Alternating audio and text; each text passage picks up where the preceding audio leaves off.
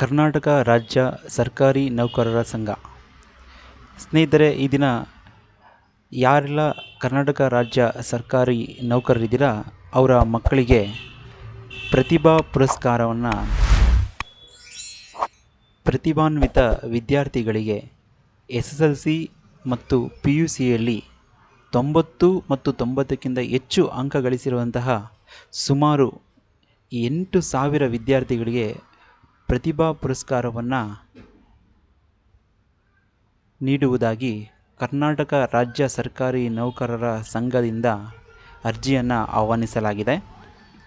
ಇದಕ್ಕೆ ಬೇಕಾಗುವಂತಹ ದಾಖಲೆಗಳು: ವಿದ್ಯಾರ್ಥಿಯ ಭಾವಚಿತ್ರ, SSLC ಅಥವಾ PUCಯ ಮಾರ್ಕ್ಶೀಟ್, ಸೇವಾ ದೃಢೀಕರಣ, ಪೇರೆಂಟ್ ಸಿಗ್ನೇಚರ್, ವಿದ್ಯಾರ್ಥಿಯ ತಂದೆ ಅಥವಾ ತಾಯಿ ಕರ್ನಾಟಕ ರಾಜ್ಯ ಸರ್ಕಾರದ ಕಾಯಂ ನೌಕರರಾಗಿರಬೇಕು ಹಾಗೂ ಸರ್ಕಾರಿ ನೌಕರರ ಸಂಘದ ಸದಸ್ಯರಾಗಿರಬೇಕು.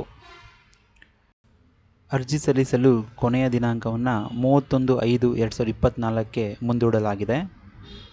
ಹಾಗೂ ಇಲ್ಲಿ ನಾನು ನಿಮಗೆ ವೆಬ್ಸೈಟ್ ಲಿಂಕನ್ನು ಅಪ್ಲೋಡ್ ಮಾಡ್ತಾ ಇದ್ದೀನಿ. ನೀವು ಡಿಸ್ಕ್ರಿಪ್ಷನ್ಸಲ್ಲಿ ಆ ವೆಬ್ಸೈಟ್ ಲಿಂಕನ್ನು ಓಪನ್ ಮಾಡಿಕೊಂಡು ಯಾವ ರೀತಿ ನಾನು ಈ ವಿಡಿಯೋದಲ್ಲಿ ತೋರಿಸೋ ಹಾಗೆ ನೀವು ಅಪ್ಲೈ ಮಾಡಿದ್ರೆ ಅಪ್ಲಿಕೇಶನ್ನ ಕಂಪ್ಲೀಟಾಗಿ ಅಪ್ಲೋಡ್ ಮಾಡ್ಬೋದು. ಡಾಕ್ಯುಮೆಂಟ್ಸ್ನ ಯಾವುದ್ಯಾವುದು ಅವಶ್ಯಕತೆ ಇದೆ ನಾನು ಹೇಳಿದಂಗೆ ವೆಬ್ಸೈಟ್ ಲಿಂಕ್ ಓಪನ್ ಆಗಿದೆ. ಇದರಲ್ಲಿ ಮೊದಲಿಗೆ email ID, parents email ID entry ಮಾಡಿ. ವಿದ್ಯಾರ್ಥಿಯ ಹೆಸರು ಅಲ್ಲಿ ಯಾವ ರೀತಿ ಕೇಳಿದರೆ ಹಾಗೆ ಕ್ಯಾಪಿಟಲ್ ಲೆಟ್ರು, ಪುರುಷ ಅಥವಾ ಸ್ತ್ರೀ, SSLC PUC ಅದರಲ್ಲಿ ಕಾಂಬಿನೇಷನ್ನು, ಸ್ಟೇಟು, CBSE ICIC ಈ ಥರ ಏನೇನಿದೆ ಅದೆಲ್ಲ ಡೀಟೇಲ್ಸ್ ಕರೆಕ್ಟಾಗಿ ಎಂಟ್ರಿ ಮಾಡಿ. ಸ್ಟೂಡೆಂಟ್ ರಿಜಿಸ್ಟ್ರೇಷನ್ ನಂಬರ್, ವಿದ್ಯಾರ್ಥಿಯ ಮಾರ್ಕ್ಸ್, ಪರ್ಸೆಂಟೇಜ್, SSLCನ PUCನ ಸೆಲೆಕ್ಟ್ ಮಾಡಿ.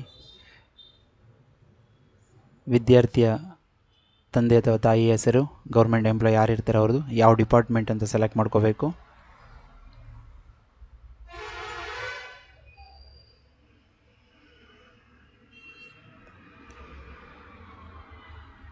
ಡಿಪಾರ್ಟ್ಮೆಂಟ್ ಸೆಲೆಕ್ಟ್ ಮಾಡಿದ ನಂತರ ನಿಮ್ಮ ಆಫೀಸ್ ಅಡ್ರೆಸ್, ತಂದೆ ತಾಯಿ ಡೇಟ್ ಆಫ್ ಬರ್ತ್, ಜಿಲ್ಲೆ, ತಾಲೂಕು.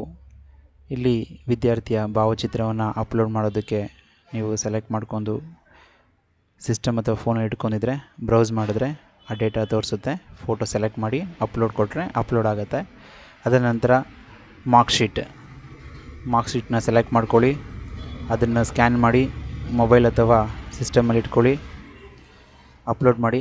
ಸೇವಾ ದೃಢೀಕರಣ ಪತ್ರವನ್ನು ಸಹ ಅದೇ ರೀತಿ ಸ್ಕ್ಯಾನ್ ಮಾಡಿ ಅಪ್ಲೋಡ್ ಮಾಡ್ಕೊಳ್ಳಿ.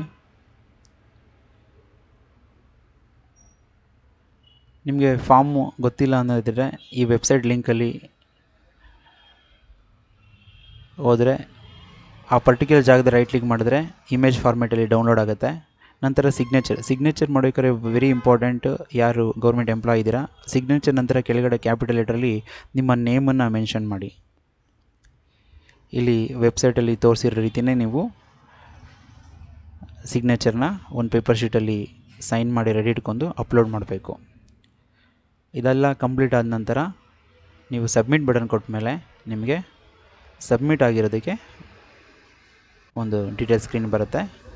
ಬಿಫೋರ್ ಸಬ್ಮಿಟ್ ಮಾಡೋಕ್ಕಿಂತ ಮುಂಚೆ ಮೇಲ್ಗಡೆ ಎಲ್ಲ ಸ್ಪೆಲ್ಲಿಂಗ್ ಕರೆಕ್ಷನ್ಸು ಪ್ರತಿಯೊಂದು ಎಲ್ಲ ಕರೆಕ್ಟಾಗಿದೆ ಅಂತ ನೋಡಿಕೊಂಡು ಸಬ್ಮಿಟ್ ಮಾಡಿದ್ರೆ ತುಂಬ ಒಳ್ಳೆಯದು. ಧನ್ಯವಾದಗಳು. ಅದಾದ ನಂತರ ಕಂಪ್ಲೀಟ್ ಸಬ್ಮಿಟ್ ಆದ ನಂತರ ನಿಮಗೆ ಯಶಸ್ವಿಯಾಗಿ ನಿಮ್ಮ ಆನ್ಲೈನ್ ಅರ್ಜಿ ಸಲ್ಲಿಸಲಾಗಿದೆ ಅಂತೇಳಿ ನಿಮಗೆ ಒಂದು ಲಾಸ್ಟ್ ಸ್ಕ್ರೀನ್ ಬರುತ್ತೆ. ಅದನ್ನು ಸಹ ನಾನು ನಿಮಗೆ ಅಪ್ಲೋಡ್ ಮಾಡಿದ್ದೀನಿ. ವಿಡಿಯೋನ ಲೈಕ್ ಮಾಡಿ, ಶೇರ್ ಮಾಡಿ, ಹಾಗೂ ಯಾರೆಲ್ಲ ನಮ್ಮ ಚಾನಲ್ನ ಸಬ್ಸ್ಕ್ರೈಬ್ ಆಗಿಲ್ಲ ದಯಮಾಡಿ ಸಬ್ಸ್ಕ್ರೈಬ್ ಮಾಡಿ. ಧನ್ಯವಾದಗಳು. ಇದೇ ರೀತಿ ಮುಂದೆ ಬೇರೆ ಬೇರೆ ವಿಡಿಯೋಗಳನ್ನ ನೋಡೋದಕ್ಕೆ ಅನುಕೂಲ ಆಗುತ್ತೆ. Thanks for watching.